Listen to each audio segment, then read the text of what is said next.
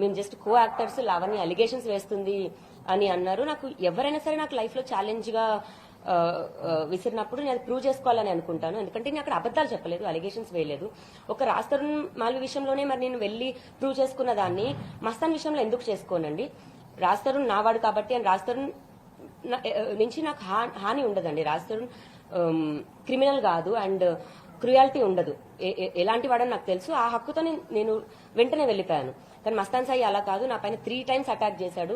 అతనేంటని, వాళ్ళ పేరెంట్స్ ఏంటని, ఎలా మ్యానిపులేషన్స్ చేస్తారు, అది డిపార్ట్మెంట్ దగ్గర నుంచి అయినా సరే ఎలా చేశారు అని నా కేసులో నేను చూశాను. కాబట్టి నాకు 2 సంవత్సరాలు పట్టింది. నేను అదే ధైర్యంతో వెళ్ళాను, హార్డ్ డిస్క్ తీసుకొచ్చాను. అతను హార్డ్ డిస్క్ కానివ్వండి, ప్రతి క్లౌడ్ అకౌంట్ లో కానివ్వండి, ఆ అమ్మాయిలు ఏంటి, ఎంతమంది అమ్మాయిలు ఉన్నారు, ఏం వీడియోస్ తీస్తున్నాడు, ఎక్కడ అప్లోడ్ చేస్తున్నాడు అన్నది పోలీసు వారే తెలిపాలి. హార్డ్ డిస్క్ మీరు తీసుకుని వచ్చారు, కానీ బయటకు మాత్రం వీడియోస్ లీక్ అవుతా ఉన్నాయి. ఖచ్చితంగా ఇవన్నీ లావణ్య లీక్స్ అని, లావణ్య లీక్స్ అది లీగల్ ఎక్స్ప్లెనేషన్ వస్తున్నాయని చెప్పి అది లీగల్ ఎక్స్ప్లెనేషన్. ఇప్పుడు మీ వీడియోస్ బయటకు వచ్చినందుకే ట్రాక్ మార్చి మళ్ళీ రాష్ట్రం కావాలి. నా వీడియోస్ బహిరంగ ఉన్నాయని డే 1 చెప్పాను కదండి. ఒకసారి మస్తాన్ పైన పెట్టిన కంప్లైంట్ లో ఇతను అమ్మాయిల వీడియోస్ తీస్తున్నాడు, 850 పైగా వీడియోలు తీశాడు, అందులో నావి కూడా ఉన్నాయి అని నేనే బహిరంగ చెప్పాను. ఈ రోజున, ఇప్పుడు అని కాదు. నా వీడియోస్ రావడం ఈ రోజున వాళ్ళు వదులుతున్నారు. మరి నేను వదులుకుంటే మీరే చెప్పాలి. ఇంకా నీ వీడియోస్ నువ్వు ఎలా వదులుకుంటున్నావని. నేను ఎవరివి వదలలేదు. నేను కంప్లైంట్ నాకు తెలియదండి. ఇంకా నేను ఎవరితో మాట్లాడట్లేదు, ఫోన్ యూజ్ చేయట్లేదు. చాలా కేసెస్ లో సన్ ఆఫ్ డాటర్ ఆఫ్ అని పెట్టారు. మొన్నిచ్చిన కంప్లైంట్ లో మాత్రం వైఫ్ ఆఫ్ రాస్తారు. మీరు నేను రాజ్ పైన ఇచ్చిన కంప్లైంట్ లో కూడా వైఫ్ ఆఫ్ రాజ్ తరుణ్ అని అంటున్నాను. మస్తాన్ సాయి యొక్క కంప్లైంట్ లో మాత్రమే రాజ్ ని మెన్షన్ చేయలేదు. ఎందుకంటే రాజ్ పర్సనల్ గా కోరాడు నన్ను ఇన్వాల్వ్ చేయొద్దు అని. ఎప్పుడు అతను ఉన్నది యాక్టర్ దాంట్లోని అండ్ రిలేటే లేదు, రాజ్ తరుణ్ సంబంధం లేని ఒక కేసులోని. అండ్ మేము పెళ్లి లీగల్ గా కూడా చేసుకోలేదు. రాజ్ని ఇన్వాల్వ్ చేయొద్దు అన్నప్పుడు రాజ్ని ఎలా పెట్టాలి అని ఒక్క కారణంతో రాజ్ది పెట్టలేదు.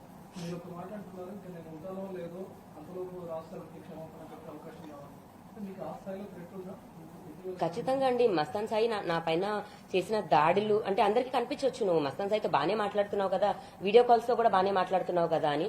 నా పైన ఎంతైతే దాడి జరిగిందో అది నా ఒక్కదానికే తెలుసు. నేను హాస్పిటల్కి వెళ్ళాను, అన్ని వాటిల్లో ఎమ్మెల్సీ కూడా చేయించుకున్నాను. ఒంటి పైన దెబ్బలు ఇప్పటికీ క్రూరంగానే ఉన్నాయి. అండ్ అవి కోపంతో కొట్టే దెబ్బలు కాదు, ఒక మనిషిని హతమార్చాలని చేసిన దెబ్బలే. అంటే డబ్బులు అందరికీ ఉంటాయి. ఆ డబ్బులు ఎవరి వాళ్ళ లగ్జరీ లైఫ్ నో లేకపోతే వాళ్ళు బెటర్ లైఫ్ ని లీడ్ చేయడానికి యూజ్ చేసుకుంటే బాగుంటది. అవతల అంతం చేయడానికి లేకపోతే అవతల కరెక్ట్ మాట్లాడితే తప్పు అని నన్ను చంపేస్తారు అన్నదానికి యూజ్ చేస్తున్నారు. అండ్ చంపేస్తారండి నాకు తెలుసు.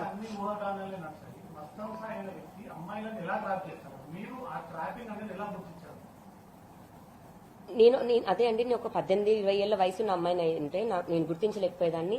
అదే వాళ్ళ ట్రాప్ లో లాంగ్ రన్ నడిచేదాన్ని. ఆస్ట్రేలియాలో ఉన్న ఒక అమ్మాయి, ఇప్పుడు ఆమె వయసు 26, నా పైన కంప్లైంట్ పెట్టింది కాబట్టి నేను పేరు కూడా చెప్పదలుచుకోలేదు. ఇప్పుడు అమ్మాయి వయసు 26, కానీ 7 సంవత్సరాలుగా అమ్మాయి అదే ట్రాప్ లో అదే లూప్ లో ఉంది. ఎందుకంటే ఆమె వయసు అప్పుడు 18 కాబట్టి. ఇప్పుడు అడిక్షన్ అంటే అదే కదండి, మనం అలవాటు పడిపోతాము దాంట్లోంచి. అందులో ఉన్నామని కూడా మనకు తెలియదే అడిక్షన్. నాకు 32 years వచ్చేసరికి నా బ్రెయిన్ కి నాకు అది అర్థమవుతుంది, దిస్ ఈజ్ నాట్ రైట్, ఇదని ఏం జరుగుతుందని. నేను సెల్ఫ్ గా ఇన్వెస్టిగేట్ చేసుకున్నానండి. మీరు అనొచ్చి పోలీసులకు చెప్పొచ్చు అని 1.5 year బ్యాకే పోలీస్ స్టేషన్ కి చెప్పాను. బట్ ఇది తెలంగాణ, అది గుంటూరు. గుంటూరులో నేను కేసు పెట్టినప్పుడు 20 మంది అటాక్ వచ్చారు, నువ్వు గుంటూరు ఎలా దాడతావు అని. నేను కేసుకి కానీ వాయిదాకి కానీ ఎలా వెళ్ళగలను నాకు ఇంత ప్రాణహాని ఉన్నప్పుడు. నేనే సెల్ఫ్ గా ఇన్వెస్టిగేట్ చేశాను. ఇతను చేస్తున్న ప్రతి క్రైమ్ యాప్స్ తో సహా ఇన్ డీటెయిల్డ్ పెట్టాను. ఇప్పుడు ఇవన్నీ డిజిటల్. ఇప్పుడు వాళ్ళ మమ్మీ డాడీ కానీ ఎవరైనా అనుకోవచ్చు, నేను అందరికీ చెప్తున్నాను, ఇది అంతా డిజిటల్ క్రైమ్ అండి, ఇందులో నుంచి ఎవరూ తప్పించుకోలేరు. అతను చేసిన యాప్ ఇప్పుడు అతను సర్వర్ డౌన్ చేసినప్పటికీ అందులో నుంచి అతను అప్లోడ్ చేసిన ప్రతి వీడియో అతను తప్పించుకోలేడు. వాళ్ళ మమ్మీ డాడీ వచ్చి మా కొడుకు ఇది చేయలేదు, అందులో మా కోడలిది ఉంటుంది, అతని గర్ల్ ఫ్రెండ్ ఉంటుంది, బహిరంగ వాళ్ళే చెప్తున్నారు. ఆ 2 అమ్మాయిలదే ఉంటే మీరు ఏం చెప్పినా నేను సిద్ధంగా ఉంటాను. నేను నా కళ్ళతో చూసింది 44 మంది అమ్మాయిలు.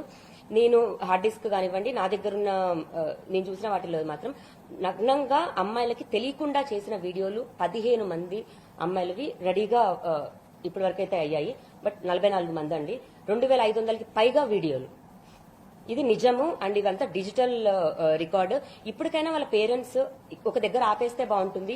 ఈ రోజుకి కూడా గుంటూరులో నా పైన ఇంకా కేసులు పెట్టించడానికి చూస్తున్నారు. అది ఎంతవరకు కరెక్ట్?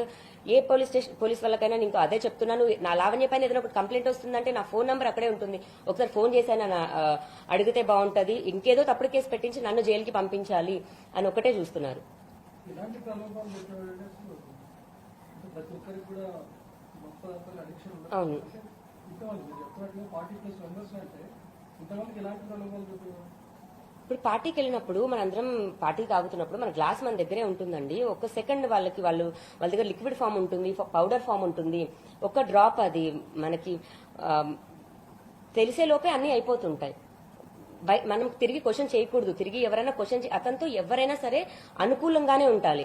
అనుకూలం కాకుండా తిరిగి అడిగితే ముందుగా వాళ్ళ అమ్మగారు లేదా వాళ్ళ నాన్నగారు పెద్ద పెద్ద గొంతులు వేసుకొని వచ్చేస్తారు. నాకు పెట్టిన టార్చర్, నన్ను తిట్టిన బూతులు నేను ఇంకెవరిని తిట్టుకోలేక నా రాజుని మా మమ్మీనే తిట్టుకున్నాను. అది కూడా బయట ప్రపంచం మీద ఎక్కడా పడలేదు. ఇంట్లో నా ఫోన్లోకి యాప్ వేశాడు. మా మమ్మీని నేను తిట్టుకుంటే, నా రాజుని నేను తిట్టుకుంటే అతను వేసిన యాప్ వల్ల అవి కూడా రికార్డ్ చేసి అవి ఇప్పుడు బయటకు వినిపిస్తున్నాడు. లావణ్య తప్పుడుది అని చూపిస్తున్నాడు. ఏంటి? అతను చేసిన తప్పు ఒప్పుకోమనండి. అతను చేసిన యాప్ గురించి బయట పెట్టుకోమనండి. అడిగితే ఏం చెప్తాడు? ఇప్పుడు నేను టెస్టింగ్ కి వాడాను అంటాడు. ఒక యాప్ అతను అప్లోడ్ చేస్తే టెస్టింగ్ కి అమ్మాయిలు నగ్న వీడియోలు వాడతారండి? నాకు అర్థం కాదు.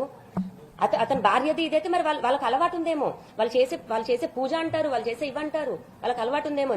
నాకు చిన్నప్పటి నుంచి అలాంటి పీపుల్ నేను చూడలేదు. అలాంటి పీపుల్ చుట్టుపక్కల నేను లేను. నాకు ఎప్పుడు తెలీదు. మా అబ్బాయికి సంబంధించినటువంటి ఎవిడెన్స్ కొన్ని దగ్గర పెట్టుకొని మొబైల్ సంబంధించిన వీడియోలు పెట్టుకొని మాకు అర్ధరాత్రుల పూట ఫోన్లు చేసి మమ్మల్ని డబ్బులు డిమాండ్ చేస్తుంది. ఫస్ట్ 50 లక్షలు అంటుంది, తర్వాత 2 కోట్లు అంది, 5 కోట్లు అంది, 50 కోట్లు అంటుంది.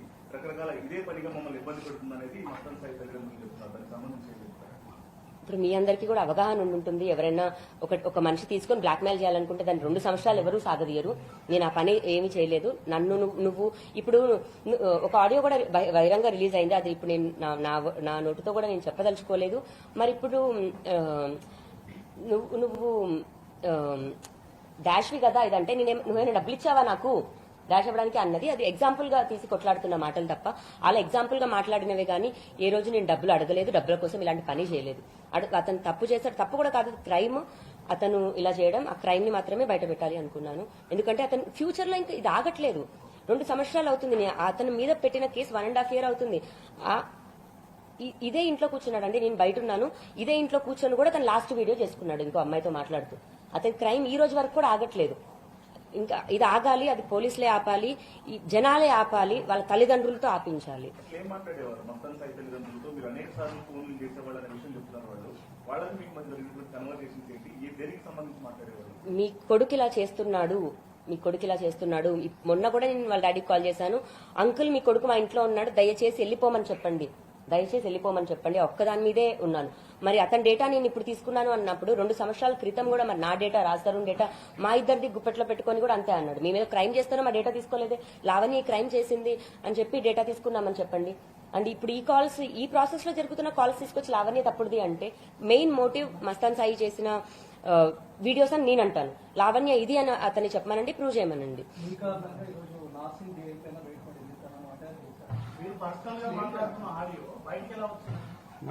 దానికి లీగల్ గా ఎలాంటి కన్ఫర్మేషన్ లేదండి. ఫోరెన్సిక్ పంపించండి. నా అరెస్ట్ కి ఇప్పుడు నేను ప్రిజన్ నుంచి బయటకు వచ్చాక నాకు ఇప్పుడు బేసిక్ ఎటువంటి సపోర్ట్ లేదండి. అండ్ రాజ్ని కూడా ఎప్పుడు ఇన్వాల్వ్ చేయలేదు. రాజ్ తరుణ్ కూడా బేసిక్ లాయర్ ని కూడా ఎప్పుడు నాకు పెట్టలేదు. ఎగ్జాంపుల్. సో నేను బయటకు వచ్చాక నా ప్రయత్నం నేనే చేసుకోవాలి.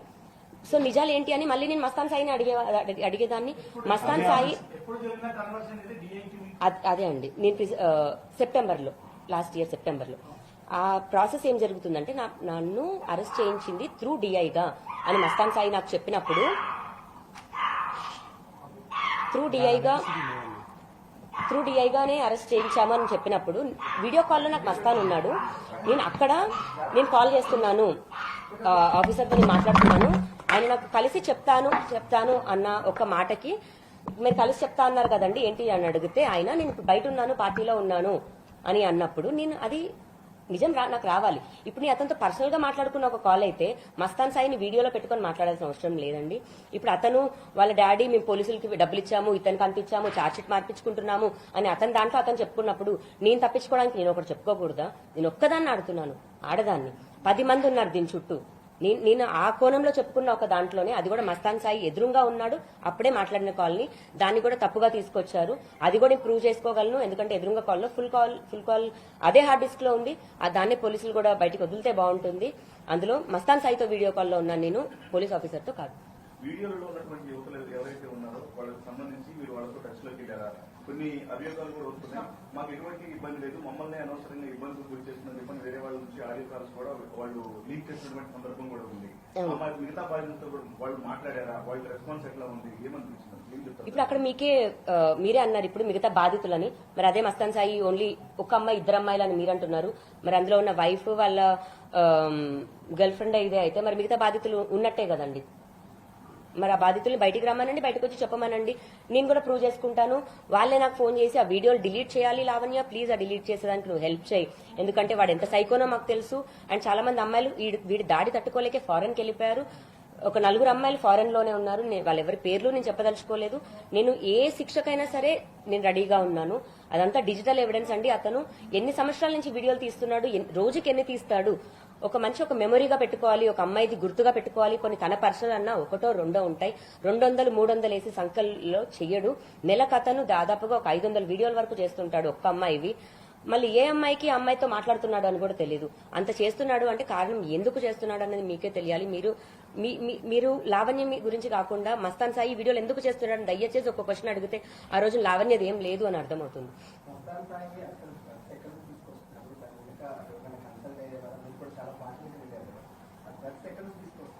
ఇప్పుడు అతను రిలీజ్ అయిన పార్టీస్ లో ఎందులో కూడా నేను లేనండి. అతను అది పాస్ట్ లైఫ్. అందులో అతని భార్యతో సహా అతని మిగతా వాళ్ళ ఫ్యామిలీ మెంబర్స్ తో సహా ఉన్నారు. మస్తాన్ సాయి కూడా నేనే అలవాటు చేశానని చెప్తున్నారు. అవన్నీ 2014 నుంచి ఉన్న వీడియోస్. 2014 నుంచి వాళ్ళు డ్రగ్స్ చేస్తున్నారు. మొన్నటికి మొన్న 150 130 గ్రామ్స్ ఎంతో తీసుకొచ్చి మా ఇంట్లోనే పెట్టాలి అని చాలా ఆడియోస్ వచ్చాయి. మా ఇంట్లో ఎలా పెట్టాలి, ఎలా ఇరికించాలి అని. అంటే జస్ట్ బికాస్ నేను బయటకు వచ్చి కేసు చేశాను అన్న దాంట్లోని డ్రగ్స్ అన్ని మా ఇంట్లో పెట్టాలి అని ప్లాన్ చేశారు. ఆ బస్ డీటెయిల్ తో సహా పోలీసు వారి దగ్గర ఉన్నాయి. ఆ రోజు డ్రగ్స్ వచ్చాయి, హైదరాబాద్ కూడా డ్రగ్స్ వచ్చాయి, 137 గ్రాములు డ్రగ్స్ వచ్చాయి హైదరాబాద్ కి.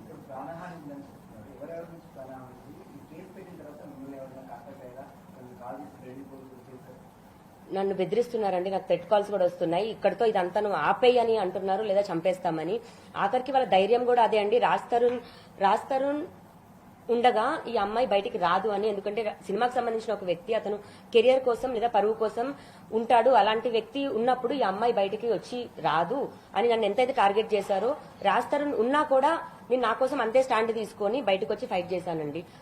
అందులో ఇప్పటికి కూడా కోల్పోయింది నేను, రాజ్ తరుణే. ఎంత ఇదైపోయామో ఈ రోజుకి కూడా జరిగి మొత్తం 7-8 నెలల వస్తుంది. ఇప్పటికీ కూడా రాజ్ వర్క్ చేసుకోకుండా ఇదయింది. దయచేసి ఇంకా లావణ్య, రాజ్ తరుణ్ ఇది పక్కన పెట్టేసి వీడియోస్ అతను ఎందుకు తీస్తున్నాడు, డ్రగ్స్ ఎందుకు తీస్తున్నాడు, అంత మొత్తంలో అంత క్వాంటిటీ డ్రగ్స్ ఎందుకు తేవాల్సి వస్తుంది అన్నది బయటకు రావాలండి. ఇప్పుడు 4 గ్రామ్స్ ఉన్న డ్రగ్స్ దొరికిన లావణ్య కేసున అమ్మాయిని జైలుకి పంపించారు. మాది 35 గ్రాముల డ్రగ్స్ నన్ను యూజర్ గా వేశారు అని అంటున్నారు. అంటే లావణ్యకు ఒక న్యాయం, మస్తాన్ సాయికి ఒక న్యాయమా, లేకపోతే అక్కడ పోలీసులకి డబ్బులు ఇచ్చి చేపిస్తున్నారా, వాళ్ళు ఏ విధంగా చేస్తున్నారన్నది మరి బయటికి రావాలి. వాళ్ళు మాత్రం తప్పించుకుంటారు. 4 గ్రాములు మరి లావణ్య ఎక్కడ కొనింది, నేను ఎక్కడ కొన్నాను, లావణ్య మరి 4 గ్రాములు ఏం చేసింది, నేను ఎక్కడ అమ్మాను, మరి నా కస్టమర్స్ ఎవరు, ఇవి ఏమీ ఉండవండి. ఏ సాక్ష్యాలు ఉండవు. నేను ఆ పని చేయలేదు. కానీ నేను శిక్ష అనుభవించి వచ్చాను. జైల్లో 43 రోజులు ఉన్నాను. నేను చాలా రోజులు కలిసి ఉన్నారు. ఇంత రప్చర్ అయిన తర్వాత తిరిగి మీతో ట్రావెల్ చేసేందుకు రెడీగా ఉంటారని అనుకుంటున్నాను. నేను నిజంగా దాని గురించి అయితే ఆలోచించలేదండి. దేవుడు ఏం రాస్తే అది. కాకపోతే రాజ్కి నేను మనస్ఫూర్తిగా అయితే క్షమాపణ కోరుతున్నాను.